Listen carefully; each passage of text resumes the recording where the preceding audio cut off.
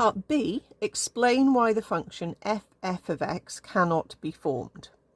Okay, so this is, remember our function was square root of x squared minus 1 all over x, and with a domain of 0 to, sorry, got that wrong already, a domain of 1 to infinity sent us to a range of 0 to 1.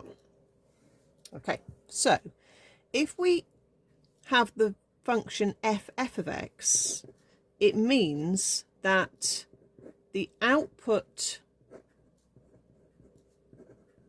from f becomes the input. Now normally that's going into a different function, but it's going back into f. So the output from f becomes the input into f, and that's not possible as the output is 0 to 1 and the input is 1 to infinity. So the output can't become the new input. They don't overlap at all.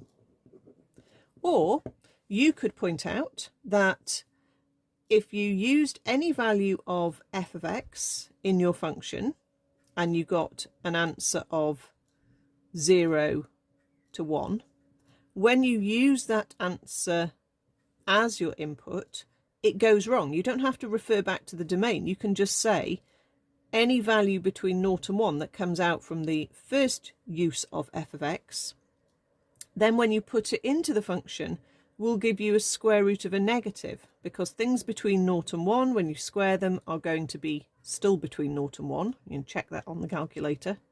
Take away 1 is going to give you something then that goes below 0, and square root of negatives don't work. So you could say that an answer coming out of f, when you attempt to put it back in for the second time, will give you a square root of a negative. So that's another way you can point out why this function cannot be formed.